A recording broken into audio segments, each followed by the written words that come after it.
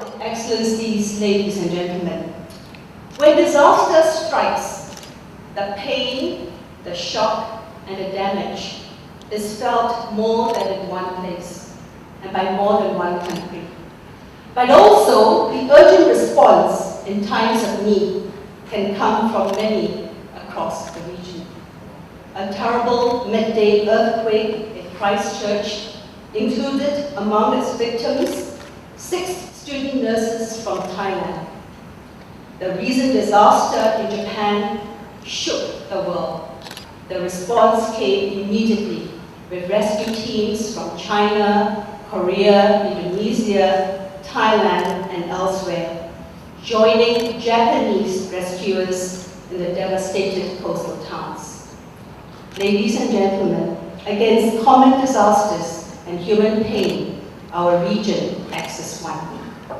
Each year, millions of people in the Asia-Pacific face danger and loss due to earthquakes, cyclones, monsoons, and floods that strike Asia-Pacific, the region of the world most affected by natural disasters.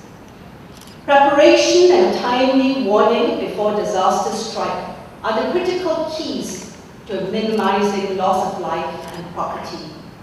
There is an urgent need for improving regional preparedness and cooperation for disasters in Asia and the Pacific. And we celebrate today the achievement of ADPC as a critical anchor and resource center assisting the region to prepare for the worst emergencies. But as we celebrate ADPC today, we are also aware of the powerful challenges we continue to face and the need to reset priorities. As the experience of Japan shows us and demonstrates, no country has the capacity or the resources essential for disaster preparedness all on their own. All countries, from the best prepared to the least and poor countries, benefit from regional cooperation and pooled resources, access to new technologies, skill development, and best practices derived from across our region. These are the benefits for which our resource center, ADPC, was established to foster, to improve disaster response and disaster and climate preparedness in our region. ASCAP, as a regional arm of the United Nations, seeks common partnership and endeavor with our resource center, an organization founded under the initiative of 3 UN agencies, including UNDP and OCHA, who are present here today. We in the United Nations regard our sister organization, ADPC, as an effective partner of regional and global agencies who work to protect development gains by reducing risks and vulnerabilities and building the resilience of people and communities in Asia and the Pacific. In the partnership between ASCAP and ADPC, perhaps most critical is our most recent accomplishment, the Regional Early Warning Service, RIMES, the Regional Integrated Multi-Hazard Early Warning System for Africa and Asia, which is now operational. And this provides coverage across the Indian Ocean and the Southeast Asian region. Countries today are better prepared to relay the information and services of this facility to the local communities that it serves. The generous funding from the Government of Thailand and Sweden through the ASCAP Tsunami Trust Fund to establish RIMES has resulted in annual cost savings of tens of millions of dollars each year for its members. There are many opportunities for partnership between the United Nations and ADPC, especially through our regional coordination mechanism, such as seeking to help Pakistan recover from the worst floods, or the coordination between ASEAN and the UN at the sub-regional level to build national capacities among our nations in disaster preparedness, response, recovery, and development on a more sustainable footing. Finally, ASCAP provides technical assistance to scale up disaster risk reduction and integrate it into economic and social development, putting people first and and ensuring that building back better, does not reinforce existing patterns of social inequalities and disparities.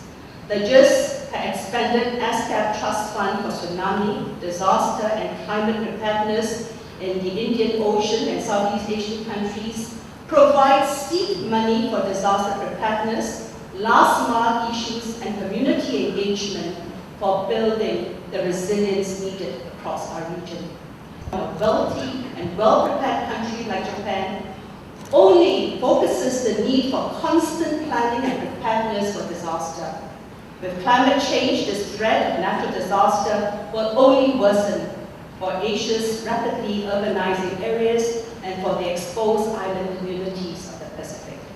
In the face of such disasters, we tend to remember only the tragedy, the human toll, and the damage wrought by such powerful natural forces against the people and communities of a country, be it Japan or any country where disaster may strike. Yet, ladies and gentlemen, the count that also matters in the final measure are the hundreds of thousands of lives that were saved, the traumas that were averted, the damage not done in a country like Japan that prepared itself against such disasters. The early warnings that sounded, the families in coastal towns were made into high ground, and the strengthened buildings that held fast against the earthquake and the enormous weight of the Russian sea. Agreeing to share resources and knowledge for disaster preparedness, response, and recovery has been a critical goal for all nations of this region and for the chartered members of ADPC.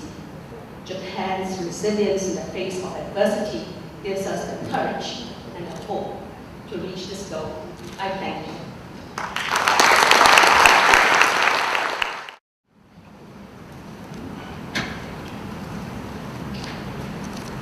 Your Excellency, the Prime Minister, the King of Thailand, Excellencies, distinguished guests, ladies and gentlemen. On behalf of UNDP, I would like to join the previous speakers in congratulating the Asia Disaster Preparedness Centre on the occasion of its 25th anniversary. I would also like to thank the organisers for the opportunity to make a few remarks. As an organisation that advocates knowledge sharing, strongly promotes South-South cooperation, and is committed to long-term capacity development, I am delighted that UNDP has been associated with the establishment of the ADPC. As we know, and as we have heard from previous speakers, natural disasters exert an enormous toll on development and pose a significant threat to achieving the Millennium Development Goals. The majority of these losses are concentrated in the developing world, with the poor often bearing the greatest cost in terms of lives and in terms of livelihoods.